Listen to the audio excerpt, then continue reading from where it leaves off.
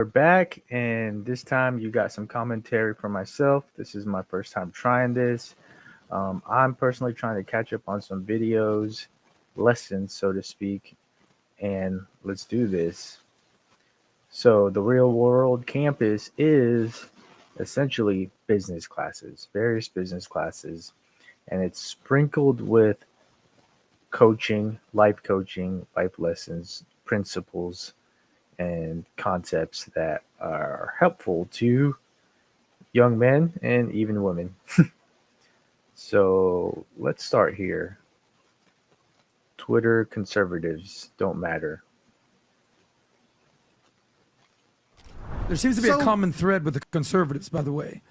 And it's, you kind of alluded to it, but the pastor in Nebraska as an example, they're marrying their high school sweetheart. One, have Okay, we're connected. sex with one woman. That's where you're viewed as a womanizer, and you proudly said this. I wish. But yet Elon Musk gets a pass. Well, no, but this is the thing. I did a long 30-minute video on this exact subject, but I want to talk about this. In fact, let me put my sunglasses back on. And by the way, I'm going to look cool. Let me look cool. Damn. I wish I could meet one woman in high school and fall in love with her. I wish I could. That sounds like a blessing, and I support them absolutely. But I didn't. I grew up a different way, and I didn't. And truthfully, I have a different worldview. Now, we can go down this whole conversation. Perhaps we should, but I did a long 30-minute video on Elon and his recent baby drama, explaining that all the people who are insulting don't seem to understand that at his capability and at his mental, with his challenges that he's facing.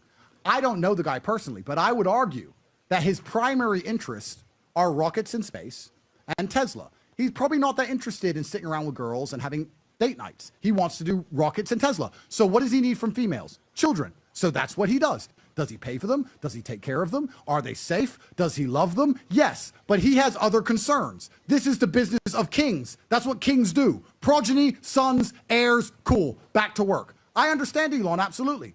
Trump does the same thing. He has 3 or 4 baby mothers. I don't know. This is the business of kings. If you have the financial capability to take care of women and they're all to birth your progeny, then you're going to have a whole bunch of children. This once again comes down to jealousy. The pastor in Nebraska is jealous of me because I will always have more kids than him because I can bake more bread because I have more ovens. You can be mad. You can hate me for it. You can say I'm the bad guy. But my children are paid for. They're safe. Their women are paid for. Nobody's unhappy. Everybody's happy. That's the scenario that we're all in. It's my life decision. It's their life decision. And it's nothing to do with you. I don't criticize you making your decision, so don't criticize me making mine. That's the bottom line of it. But they're jealous I have more influence than them. I understand. But to sit there and pretend that it's a threat to society that I have a whole bunch of rich women living in mansions, having... Just to specify, because if you're going to say this pastor from Nebraska, let's give him some love. Do you remember his name or no? No. His name is Pastor Shane Idleman. I think that's the guy. I literally, you know what's funny? Maybe it was subconscious. Maybe I scrolled past it. Is this the guy? Is this him? You know what? Maybe it was subconscious and I scrolled past it because I made up. So, fellas, chat, I'm eventually going to get back to my original content at some point, but so busy right now. I promise y'all I'll come back with some vlogs and such and some opinion streams. But right now, I'm pouring into my cup by, I'm getting my wheels going and getting the creative juices flowing by just kind of being a consumer, so to speak, for a little bit. Then I'll get back to content creation. Pastor from Nebraska off the top of my head. So if there is one who hates me, if there is one who hates me, it proves that I have a pretty good feel on the demographic who hates me, because I'm sure there is a pastor who's saying Andrew Tate's the devil. Just got a shout out. Bro, I mean, God bless, Pastor. Guys, Elon's in the business of kings. He's trying to have progeny. My security team in 21 years from now will be my 10 sons. That will be my security team. I will make 10 sons, and they will be my security team. I have an objective to complete. Now, if a woman comes to me and says, Andrew, I'm better than the rest. I can grow a baby in a week. I'll say, all right, then. I'll be loyal to you. Done. There you go. If it takes 9 months to grow a baby, that's a skill issue. It's not my problem. I got work to do. So that's it. I'm very honest and open about this. Anyone who wants to attack me for it, that's their prerogative. But I'm not the enemy of civilization in the West. In fact, I would argue I was a large point I was a large weapon in saving the West, in getting Trump elected, in waking men up, in fighting against the insanity. I would argue I've been on the good team for a very long time. And I have suffered for that. If any of these little conservative accounts had any actual influence over the needle or over society, they'd be in jail. Or they would have caught a case. They didn't. Everyone, Trump caught a case because he mattered. I caught a case because I mattered. J6ers got cases. That's what they do. Governments, the Matrix, when they're mad, they give you a case. If you're sitting there with your Twitter account going, I'm a conservative and I've been preaching conservative values for years, and I don't know why the boys like Andrew Tate and not me, because I go on long Sunday walks, and why they only look up to me. I wish I was famous. You didn't catch a case because nobody gives a fuck what you say. Your ability to speak freely is directly correlated to your insignificance. If you are important and people listen, you cannot speak freely. Even a whole bunch of things I want to say that I cannot say. So I was attacked capability in war against these people. That's what I was attacked for. And anybody who hates me, who hasn't caught a case, with respect, you don't matter. Even our enemy don't think you matter. You can be mad at me all you want. Think about this. We're all charging at the guns. We're all charging at the machine guns. And every single enemy machine gunner is saying, look at that guy. That's Tate. Shoot him. If he gets to our trench, we're fucked. Shoot him. What about him? He's a pastor from Nebraska. Oh, don't shoot him. Let him run. He can get here. Nothing will happen. They don't have no power. They have no influence. They have no capability. So they're mad at me. And they try to pretend I'm the bad guy. I'm not the bad guy. I just beat you. So the interesting part of this is that everyone has a different opinion on this. And that's fine. That's okay. That's something that happens. Now, if you see this opinion and it pisses you off, that's a you issue. A lot of people will tell you that you're a bad person for having a different opinion to this. Not only will they give you their opinion, but then they will start trying to guilt trip you into saying, well, this is my opinion. And if you think something else, well, you're a bad person. Should be ashamed of yourself. And yeah, you know, they try to validate themselves by making you a bad person. And I'll be very careful with that. Not a big fan of shaming other people or telling them that you have like the ultimate wisdom and you know how it goes. And if they find to have a different opinion, well, they're wrong.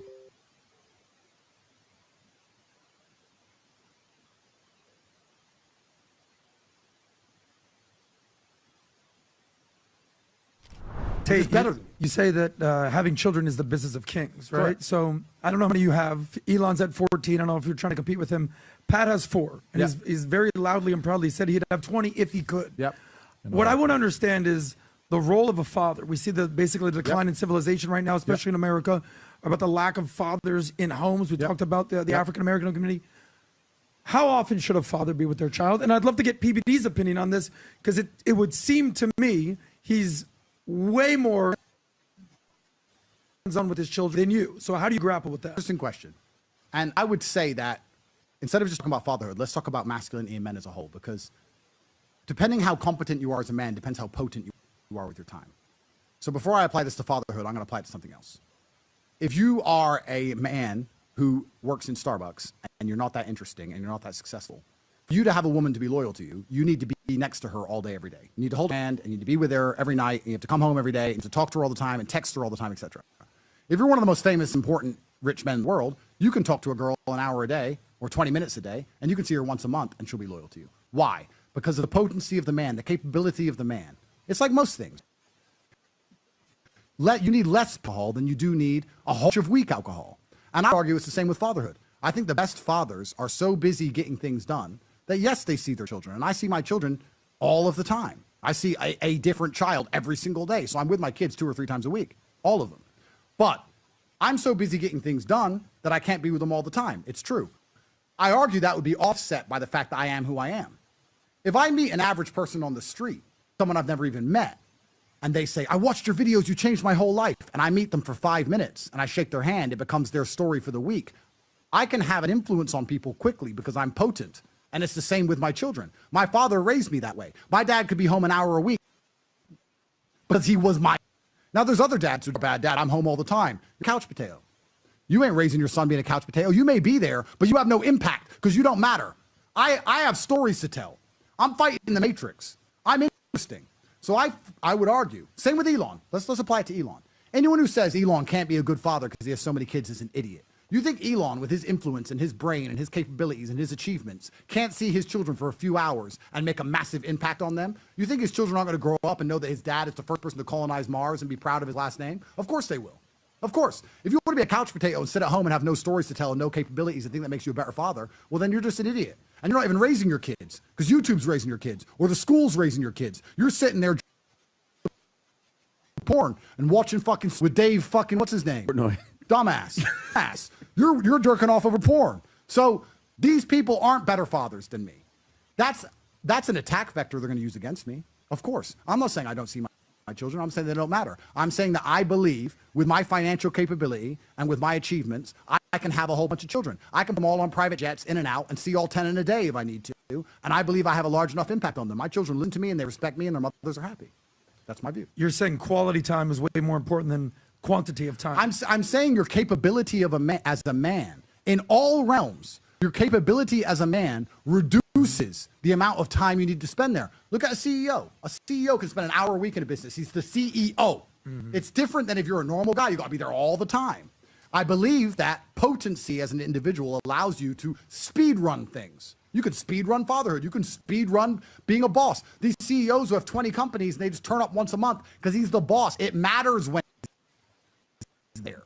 And it's the same with mother. PBD, is this something with right here? Because you spend a lot of time with family. I mean, you spend which is a good of thing. By the way, that's a fantastic thing. And there's nothing that makes me happier than being with my family and my children. I just have a bunch of them. Yeah, but let me tell you on what he's saying. A part of it for me, I wrote 4 things down. Mm-hmm. Intentionality as a father. If you're intentional. One day, my dad, before I'm having kids, I'm having a conversation with him. I'm like, listen, for many years, I saw you once a week. I calculated how many days I saw my dad from the day I was born till I was 18 years old. It was like 500 days. Really? I only saw him 500 days. It was once a week. And then when my parents got a divorce, in Germany, I never saw him. Never even talked to him once for 18 months. And when I came here, they got a divorce. I saw him once every other week for 1 day.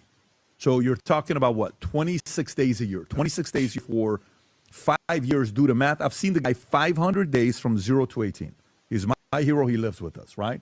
I asked him, I said, do you regret any of it? He said, not at all. I said, why not? I said, look at the man you are today. You're independent. You're a leader. You're all this other stuff. But let me tell you something here that I think Vinny and Adam, you guys are going to get emotional when I play this clip.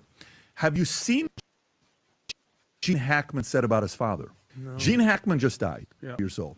Nominated for 5 movies, 5 Oscars, right? I think he won 2 of them. Phenomenal actor. I don't think anybody disputes how great of an actor he was.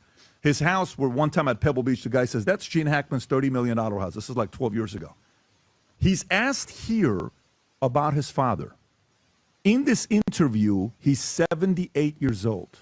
I want you, by the way, did you even know I was going to play this clip? Rob, did you show him the clip or they haven't seen the clip? Who's 78? So Gene Hackman died at 95. This is him at 78. This 17 is years ago, 17 years ago. The interviewer is a great interview. This Insider Actor Studio does a great job. He asks him about his dad who walked away at 13 years old. Look how this 78-year-old alpha winner reacts to that question. Go ahead, Rob. How old were you when your father left? Well, my dad left us when I was about 13, I guess. Was it easy, hard? No, it was tough. Tough. I've read that there was a sort of casual wave goodbye.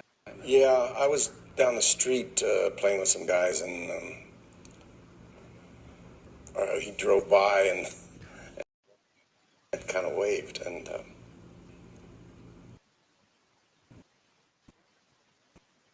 that was it. But you, we lost your mother. yeah. Excuse me.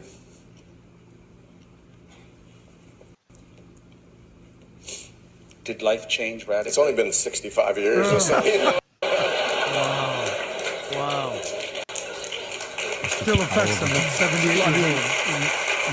That pause, I know that he pictured that moment with his friends and his dad just going, peace out. And that's beautiful. And I miss crying now because I miss my father every single day. But God rest his but soul. I haven't left my children, and I'll never leave my children, and I'm there for my children. And you said a very important word there. You said intentionality. I think that's important because if my sons come over for 2 days, for those 2 days is very intentional parenting. It's very focused. It's very directed. I would argue that Andrew Tate for 2 days, focused and directed, will be a better influence on boys than 12 hours a day, every day for most of these normal dudes sitting around the couch ignoring their kids. So we have to also keep in mind intentionality and potency. And we also have to keep in mind financial capability. Elon can raise 14 children. He can simply afford it. I can simply afford to have 14 kids. These kids are not abandoned in any way. I speak to them on the phone every single day. I see them all the time, 2, 3, 4 times a week. So this is just another attack vector that's used against me. And fame and your ability to communicate, your ability to speak, your ability to get your point across, the easier it will be to influence people. And the less time you'll need to do it, and the bigger impact you'll have in a smaller time span. So he's absolutely right about that. Someone that is really, really good at communication and that has a large footprint and that is someone, you only need a couple minutes sometimes, maybe a couple hours max to have a massive impact. Whereas someone that has no footprint, well, could spend a week with him, have no original thought, no original ideas. So become that someone.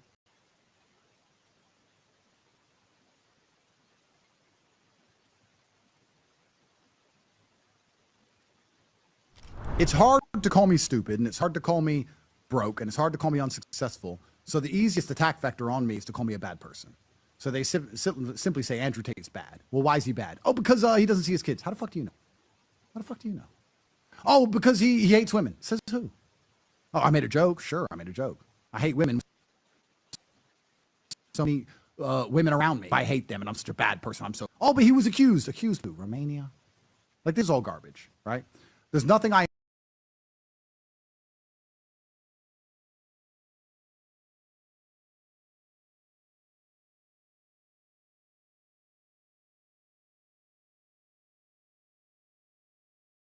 enjoy.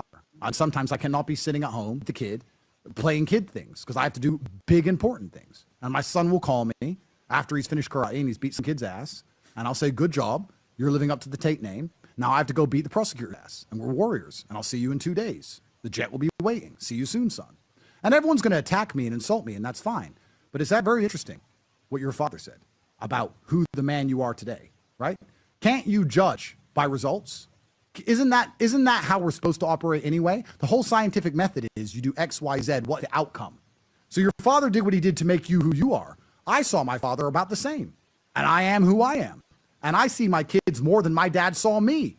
And also, I have a lot more financial capability and fame and influence than my dad had. And he managed to raise me one of the most influential people on the planet. So I'm very sure my kids will be fine. And all my haters and detractors, the little pastor in Nebraska who thinks he's a tough guy, I would argue, and I state this is not hyperbole. I would argue sons in any competition you can name. My children are smarter than yours, and they'll beat the shit out of your boys. And I fucking guarantee it. And I'll also guarantee in 20 years from now, you're going to see the UFC roster. Tate.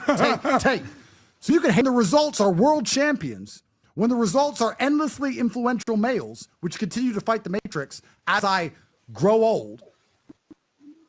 It doesn't matter what you say. What matters is the end result. And my children bred for war. My sons don't do what your sons do, Mr. Pastor. My sons don't scroll YouTube aimlessly. My sons don't go to school and be programmed with garbage. My sons spend 12 hours a day every day preparing for their future life, which is going to be similar to mine. Nothing but heartache and stress and war. My sons are ready to go to jail now at 5. Let's not put the 5-year-old in jail, Tate. They're ready at 5. Shit. At 5, they're like, yes, sir. If they say I have to go, sir, yes, sir. Yes, sir. My children, I can say to my sons, sit down. And I can tell them to sit down in quiet, without an iPad, without a TV, and they will sit still for 5 straight hours and just sit there. Because I told them to. They understand. This is my world, and you're being raised in it. I watch other children without an iPad, they're throwing a fit, won't eat their food, this garbage. All these people want to accuse me of being a bad parent. Look at your fucking kids.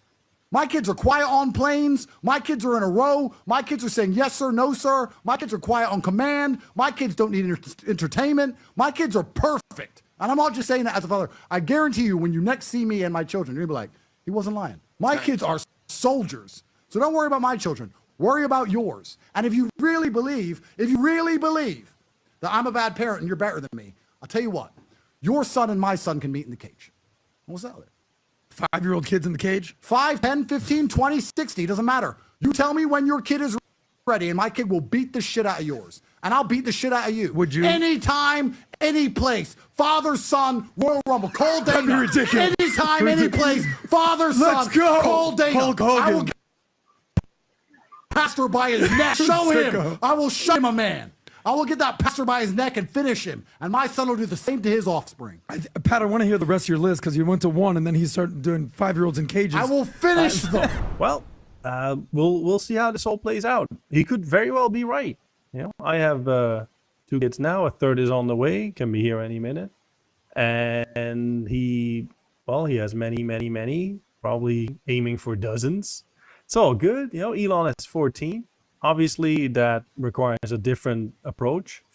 That's the beautiful thing about this place. Like, I enjoy spending time with my kids, and at the same time, I still work a lot. But if we have a different approach to things, we basically say, okay, let's see what happens. Let's see who's right. We can get along. We'll be absolutely fine. I think that's one of the beautiful things about this place, where you can have a different opinion, and it's all good. Life goes on.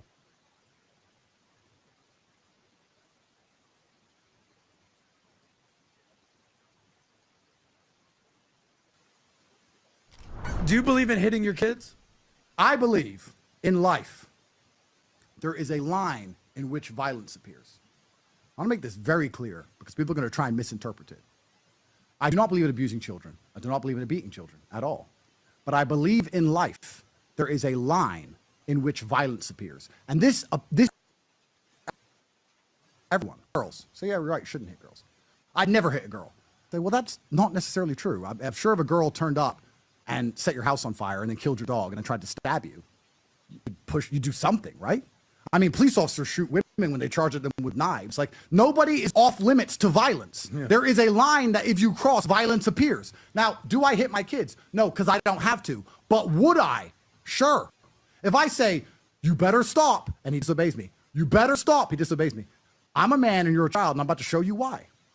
You don't want to find out. This is your last warning. If he defies me, he has crossed the line where violence will appear. Will he be hurt? No. Will he suffer bruises and will he need to go hospital? Of course not. He'll be absolutely fine. But he will learn that there's a line.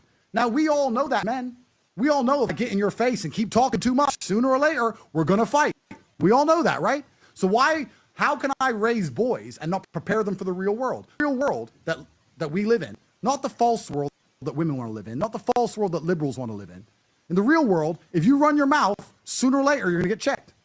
So you have to be prepared to fight for every single word you say or don't say it. And I think it makes me a good father to make it clear to my boys that if you want to talk tough, that's fine.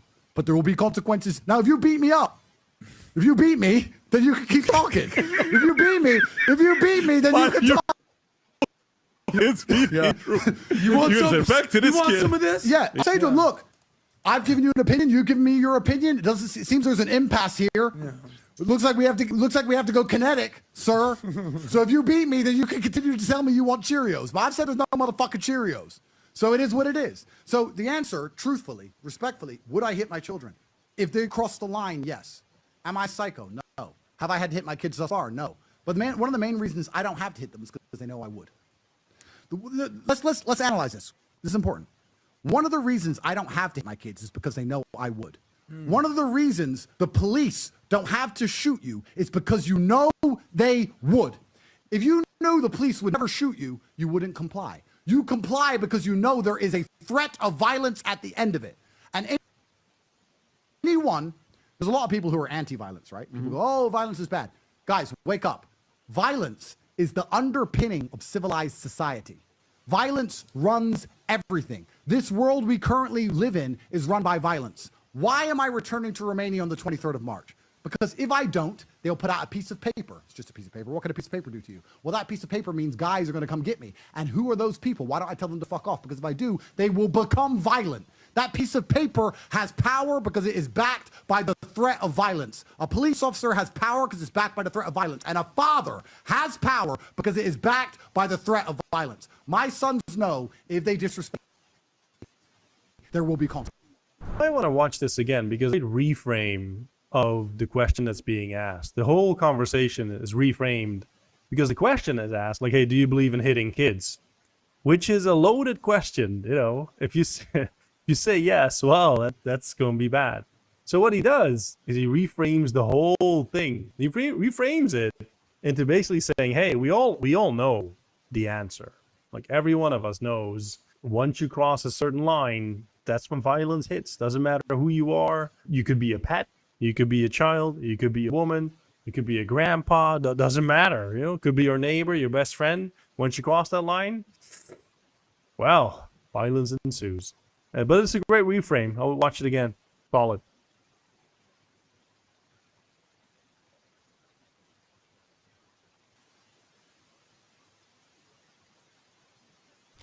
What do you think you owe them? What do you think you owe your kids? It's a really good question. Let me quickly analyze if I owe them or if they owe me. Because I feel like they owe a lot to our last name. I feel like they're heavily indebted already. I feel like they owe me, and they owe our last name, and they owe our bloodline. I feel like they owe me. I owe them the best chance they can be to be else. Of course I am father of the, anyone who thinks I'm not father, I guarantee you I spend more time micromanaging my son's upbringing to make him a hero than you could possibly believe. So I do have a duty to them to give them the best possible chance, but they have a duty to me to not squander it. My children have a massive burden over their head, which is the Tate name. And people often say, oh, you know, it's bad to have a father you're trying to live up to. Da, da, da. I mean, I'm sure loads of psychologists say this, but they're all liars anyway. Psychology doesn't work. They've never cured anybody ever. So psychology is garbage, and therapists are garbage, and liberals are garbage, and what women think about raising boys is garbage too. That's all garbage. I think the best thing that can happen for a boy to be raised into a kingdom and look up and say, shit, dad's the fucking man. I gotta be a dad. This is hard. Oh, it's a burden of performance. Oh, does that make you feel stressed? Welcome to life, son. Because guess what? I have a burden of performance. I have a burden of performance in that courtroom. I have a burden of performance after a 12-hour flight to get off the jet and walk out to the media and deal with them. I have a burden of performance permanently and endlessly. So that's the real world. If you're a man, you have a burden of performance. So I make sure that they understand that from a very young age. Example. The example is what you owe them. Yeah. Everything else? No, it's my job. You know what? It's actually a balancing act with you. Very honest with you. Raising daughters is so much easier. Because with my daughters, I feel like I just want her to be happy. You know? My daughter, I just want her to be happy. You want to be a princess? Oh, you're a mermaid. That's great. You're a mermaid. You're a princess. It's Christmas. You're happy. You're smiling. With my daughters, I just want them happy. But with my sons, it's far more detailed because I don't want my sons to be happy as much as I want them to be capable. I don't want my sons to be miserable, of course, but I don't wake up and think, just make him happy. I do with my daughters. I'm the worst. I'm a girl. With girl dad, she wants a toy. Give her the toy. Oh, he wants a toy. He wants what? What does he want? How many push-ups has he done? What do you mean toy? What toy? Bring him here. And I get mad because with your sons, you're far more, you have to prepare them for life as a man. Yeah. It's harder. Toughness. It's hard to be a man. So I have a duty, truthfully, I think to my sons, the hardest thing is for me not to be I want to be. Ooh. With my daughter, with your daughter, you just be yourself. And I thinks that I'm a big, mean, evil man. But you'll often know if you've been through enough life that the mob bosses or the big evil men, we're the softest guys. I'm so soft with my daughters and with my kids. And sometimes with the boys, it's hard to be hard on them. But you have to be. It's my duty sometimes to harden my heart and say, no. I fully agree. I think psychology is mostly bullshit. The fact about not curing people, well, I'm afraid that's mostly true. And it's a great thing to sort of consider, like maybe my name is supposed to be driving me forward. Maybe I have a burden to my ancestors and my parents to do really well. Maybe it's not about who owes me, but it's who do I owe? Like Kennedy said, not what your country can do for you, ask what you can do for your country. Ask not what your last name can do for you, ask what you can do for your last name.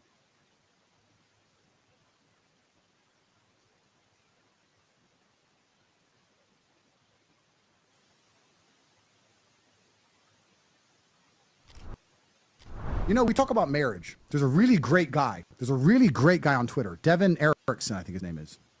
Everyone follow him. And he replied to my video I made on Elon Musk. No, that's not him. That's a little dork. That's a little Erickson That's one of the pastor's kids. Those are pastor's sons. We don't need them. Devin Erickson There he almost is. got a There he shout is. out. Okay, that There guy's he not a is. dork. All right. All right. Find his reply. I would like to read this verbatim, please. Find his reply to my Elon video where I explain that having children is the business of kings. Please find, he did a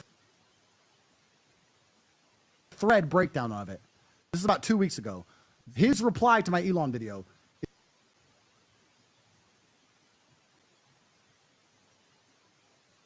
If you can find it, that's not it, there's another one. If you can find it, I would love to read it verbatim because he explains something which is so pertinently important. It's extremely important. So we'll find it. But he talks about what marriage effectively is. While he's looking for it, do you have a summary? Yeah, so what he's saying is people will say Andrew has a bunch of baby mamas and that he's irresponsible.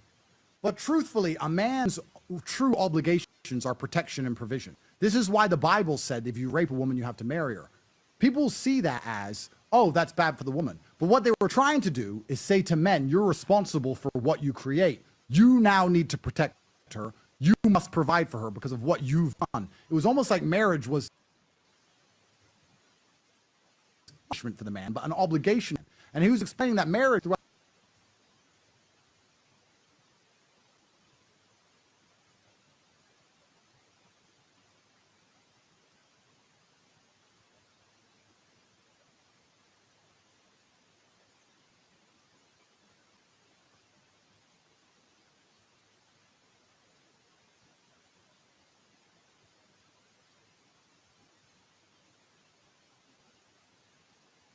throughout the longest period in human time was protection and provision. That's all it was.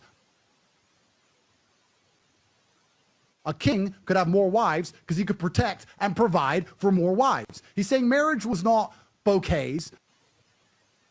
Marriage was not remembering anniversaries. Marriage was not date nights. Marriage was not holding hands. Marriage was, do I protect you? Do I provide for you? So he effectively defended me and said, Andrew does not have a bunch of baby mamas. He has a bunch of wives because they're all paid for. They're all protected. They all have private security. They're all in mansions. They all drive Bentleys. He's doing his job as a man. That's what a man is supposed to do, effectively. So I would say to my daughter, are your bills paid? Now, if he cuts the money off, or if he refuses to help her or protect her, if he leaves her in the ghetto, that's a different conversation. But if my daughter came to me and said, Dad, say, yes, what's up, my love? I'm living in my mansion, and I'm driving my Bentley, and I have my 4 nannies and my private security guards. And I found out that my ultra-rich husband has a little girlfriend who's 19, and I'm 36 now, and he has this little young, hot, cute girl. I'd say, don't stress him out and piss him off. Just give him 2 days off a week and get over it. That's the truth. That's what I would. It may not be nice, it may not be pretty, the real world, but at least you're paid for, at least you're taken care of. Is this it? You want to read this? Okay. Time to take a break. Shut down and give some context. Andrew Tate in this video gives us what the what. Here's the why. Trad cons don't know what marriage is or what it's for because they think traditional means 100 years ago. The white Christian European model of marriage isn't traditional marriage at all. It's a redesign, a redefinition of marriage. It's marriage 2.0. We'll see how in a minute. First, we need to admit that marriage isn't instinctive. There are species that mate for life, sandhill cranes and whatnot. Monogamy isn't a struggle for them. It's instinctive. They just do it. Humans do not instinctively mate for life. They just mate. The men mate when they can impress women. Women mate when they can when they are impressed by men. And the women of the hominid pack babysit each other's children. Fast forward to the beginning of a Neolithic era. Now all of a sudden there are actually something to own: fields, cattle, buildings, wealth. And men own the wealth because they were the ones who did stuff you need to do to get it. Why the men? Because men had to impress women to mate. All women have to do is mate to be impressed. But since property was Neolithic, humans survived, and men had all the property. Mating arrangements had to adapt so that a mother could eat and a son could be raised and inherit the father's cattle. If a man put a child in a woman, she was his wife. If he put a child in another woman, she was also his wife. If he put a child in 100 women, he had 100 wives. And those women and children could rely on his spear for defense and his fields and cattle for support. That's marriage. If you want to understand this context, at the part of the Bible that says a man who rapes him, this is what you were talking about. Got it. Sounds insane if you go through it. Modern Arab Americans run comments about ancient people didn't care about romance and made choice. They were busy trying to. Okay. So by the way, you know Amor. Remember Amor? Did you ever meet Amor or no? You definitely know Amor. Of course, yeah. Amor would come from here. Amor's an Armenian man who was my chief compliance officer. Love Amor. Love Amor. When we sold the company and he got $1 million check, it was a great. But him and Tom by the way, were great roommates. that name matches exactly he is. Yeah. Ladies loved him. I bet. Armenian guy with an accent, French, Yeah, he was French. and he would call all the girls, darling, darling, hey, darling, and they would just fall in love with this guy. Yeah. He does yoga. explained this was the purpose of man. It's purely mating. He would always explain this. That's what it's about. Back in the days, the guys who had it, their job was to mate. Now, we are living in a different era. Of course today. we are. So the mindset has changed slightly on what they're thinking. I added two other things. I added intentionality, accessibility to kids so they can get a hold of you. Love and example. Partly kind of what you're talking. And accessibility is also an important one. I'll be honest. Like if a lot of this comes down to money, but most, I don't want to be shallow, but so much in life comes down to money because money is your capability to do many things, right? There's no way you can effectively raise that many children without a huge source of money. Of course, it's very expensive to do, but if you do have a huge source of money, I think Amor and I would have a very long conversation about the fact that cars get boring and watches get boring, and you may as well have a whole bunch of children. You may as well have a whole bunch of sons if you can afford to raise them, and you have the time. You can take the time out of work because you're rich enough to put effort and focus into them. I'm not looking to just have children and abandon them. I'm not trying to just create genetic progeny that are forgotten about. The Tate boys need effort. The Tate boys need energy. The Tate boys need money because they're the Tate boys. But I like to think I can afford 20. So that's what I'm going to do. Well, Google of thumb that I talked about a couple of years ago. If you do decide you want to go with the multiple girls route, better you talk to them all about this fact, and better you able to take care of them all. This would solve 95% of like degenerate and fuckboy problems, etc. You only get into that actually can do it, and if you have the intention of doing it. So that's the way I look at it, and I know it's a controversial topic, but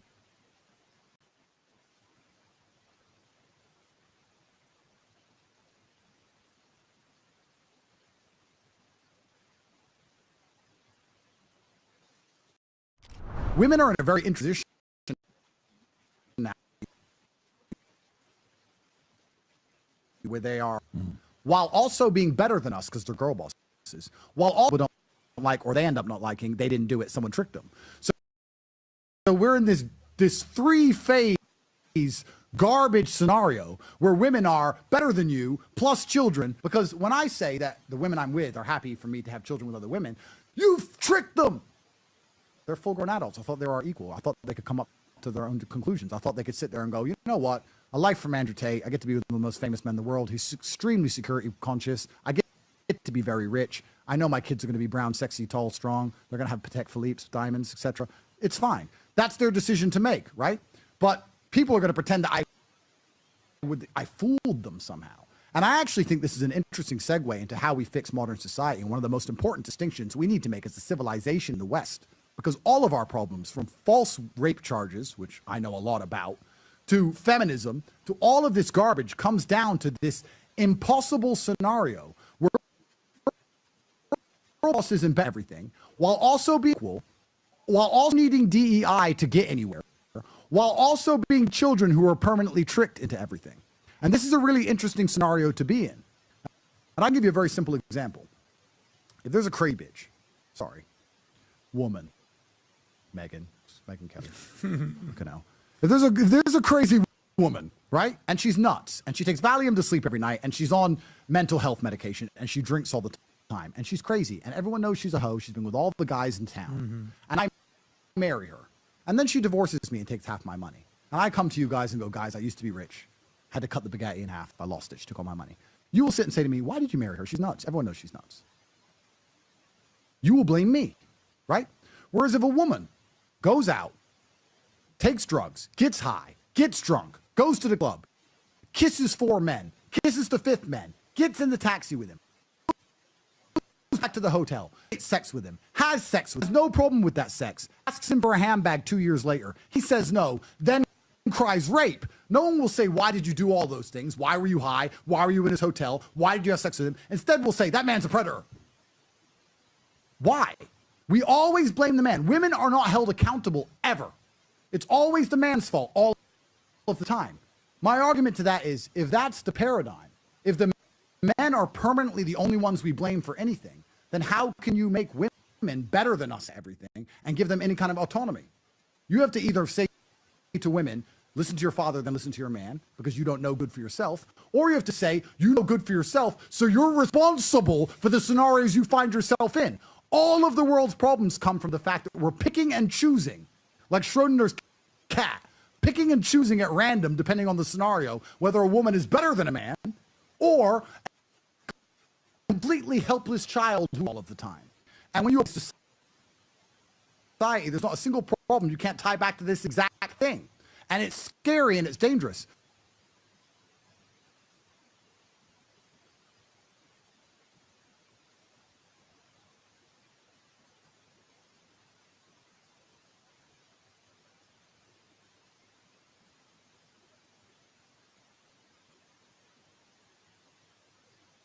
There's not a single man on the planet now in the Western world that can even truthfully get consent to have sex. Because consent can be retrospectively taken back. So you could be a man and meet a woman and have sex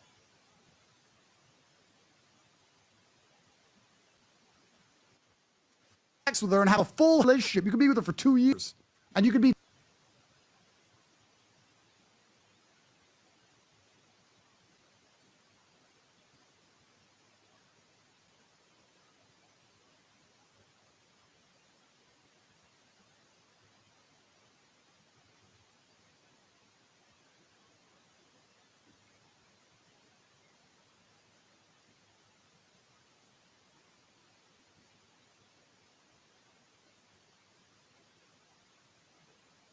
together, and she can live with you, and everything can be fine.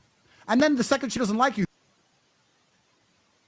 she can say to the police, he abused me. Like, did he abuse you? Well, he didn't hit me, but he emotionally abused me. Oof. How? What does that mean? I felt sad sometimes. Okay, arrest him. What? What? This is an impossible scenario for a man to be in. This is why also I have my women. I have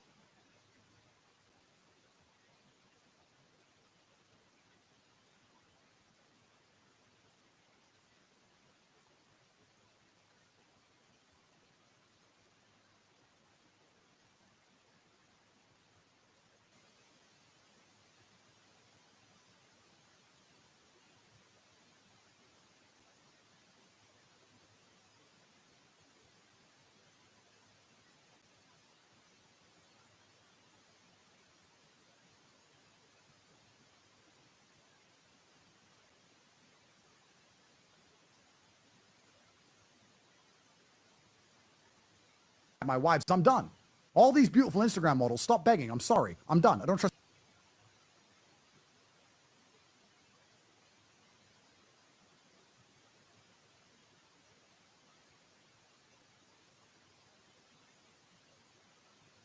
any of you. I'm done. Because if I talk to any new girl, it's going to be great until I don't buy the handbag. It's going to be great till I don't put her on that jet because another girl's on that jet. Now I've got all these problems, and I've had enough, so I'm done with women. But isn't it absolutely insane that we're living in a world now where no one wants to address the fact that women can weaponize the legal system to destroy men absolutely at random. And they do it to every single man. This is why they attacked me with sexual crimes, because even the accusation is enough to get what they want, which is to damage your reputation. And they can simply do it by lying by omission. Let me ask you a question as a professional. Let's be pertinent. Let's be smart here. If I'm the police and I want to destroy a man, and I call 100 women who he's ever known, and 99 say he's a great guy, and one says he's a bad guy, I don't have to mention that 99 said he's a great guy. I can lie by omission. I can ignore all 99 who defended him, all 99 who say he's a great guy, all 99 who says the one other girl is a psycho liar. We can ignore that too. We can take this one girl and destroy the man. What's this motivation? Well, he's no longer, he's famous, he's rich, he's well known, he's living his life. Let me ask you this, and I don't even know the answer. What percentage of women are on mental health medication? What percentage of women are depressed? You think women don't lie? I would argue, and I'm going to guess, 17 to 24% of women are on drugs because they can't control their own brains. But we're going to listen to the one we find out of 100 saying a man's a bad guy because he made her feel sad once 4.5 years ago. Destroy this man? Do you not understand that this paradigm, 17.7%, I'm a genius. I'm a genius. 56% receive mental health treatment. Then half of them are nuts. I'm a genius. So this is my point. No, but let's understand, why has the Matrix put this paradigm together? Why do they allow and continue to tell us that women are better than us to destroy masculinity? They're equal to us, even though they need DEI. And at the same time, they're children who are susceptible to our godlike powers to control their minds, and that we're responsible for all of their decisions. It's very simple. Because by putting together that paradigm, they can pick any man at random. Like me, Hegseth, I think, had this. Matt Gaetz had this. They can pick any man at random they don't like. They can call every girl he's ever known, and they can get a criminal case. That's how they do it. Let me tell you something else about women. This happened. I had women who didn't even intend to rat on me, and they didn't. But the police bring them in.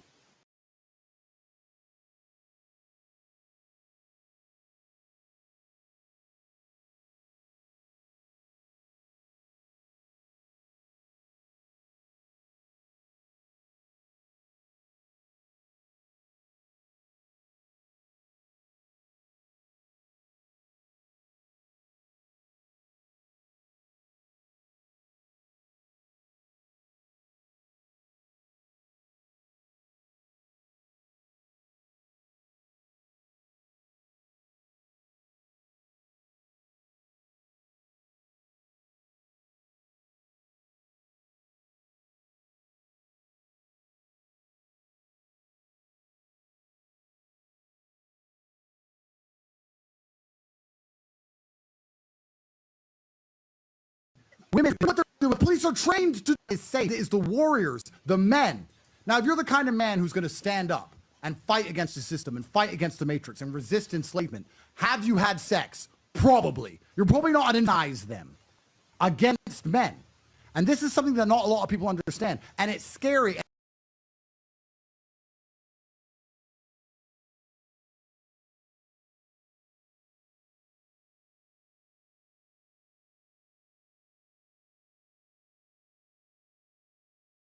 And sweet.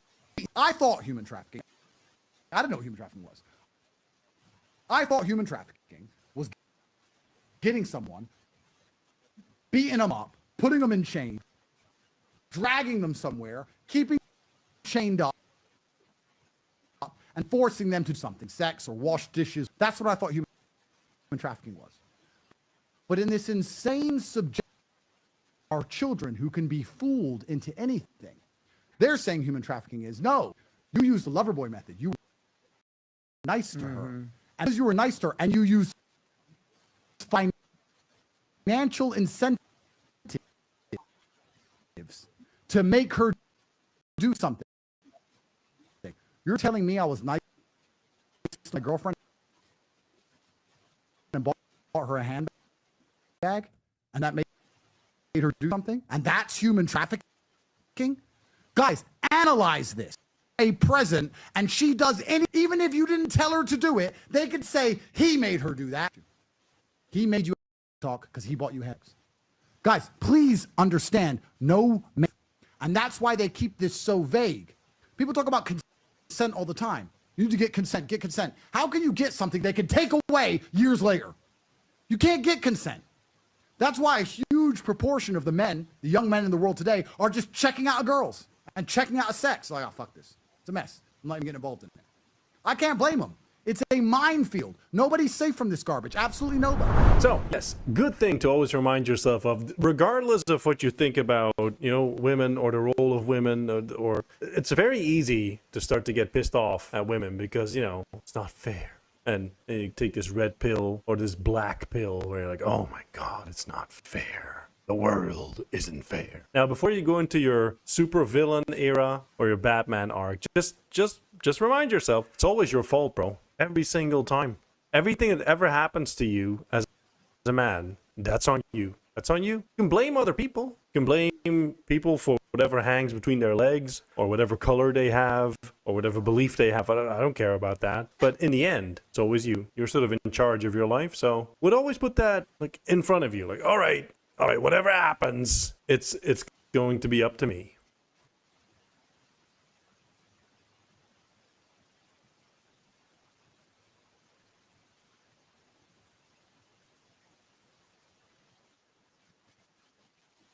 I think one of the things my father instilled in lessons, but especially it came from chess, is because chess is ruthless. There's a lot of people, especially men, who, I'm surprised fact, but I would argue it's the truth, who believe their enemies are going to have pity. There's a lot of men who believe pity is going to appear or mercy is going to appear somewhere.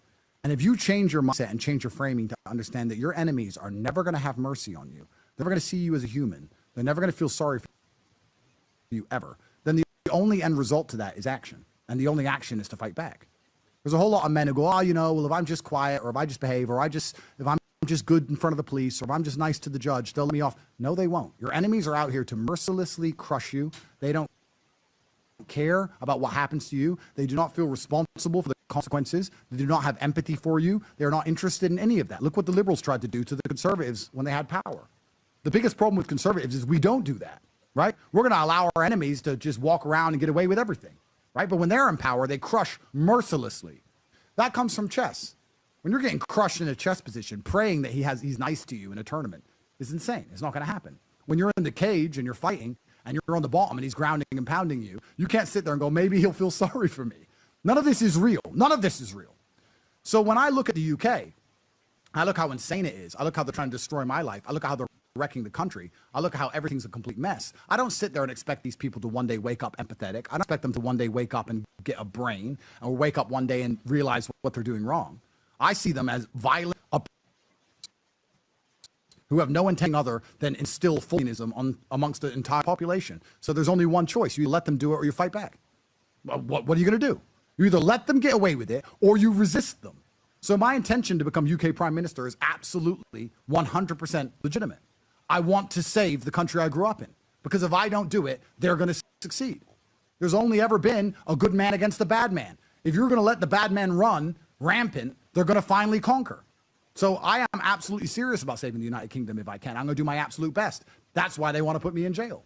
They know I'm a threat to them politically. They know that. That's why they want to lock me up for my tweets. Yeah, I used to play team sports all the time. This is the exact reason why I stopped doing that. When you play a team sport, it could be anybody's fault, right? It's not really my fault. It's someone else, or maybe this, maybe that guy, maybe this circumstance. If it's only you, if it's individual sports, like chess, like fighting, anything, or like tennis even, like if it's you against another dude and you lose, well, it's all you. It's all you.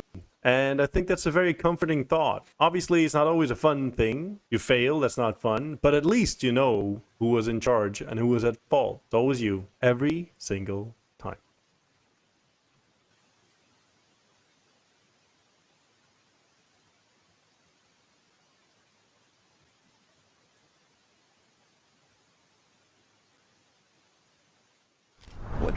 What do you think happened to UK? I can tell you what happened to the UK. I have a lot of theories. Firstly, I would argue that the royal family was collapsed by therapy and psychiatry. This is a theory I've come up with completely out of nowhere. Literally, like you believe this. You know, when I got the 17%, I'm just that guy. I just know things. Okay. Right? I just know things. I would argue that the royal family, which was the backbone of the United Kingdom, was being held together by the Queen. When the Queen died, I said to Tristan, this is the end of England. Because the Queen was the last respectable member of the royal family. I like Kate and Will. I like them. But I would argue that when Diana died, the boys were put through endless therapy and psychotherapy and all of this garbage. And I think it is one of the largest and most dangerous industries in the world today.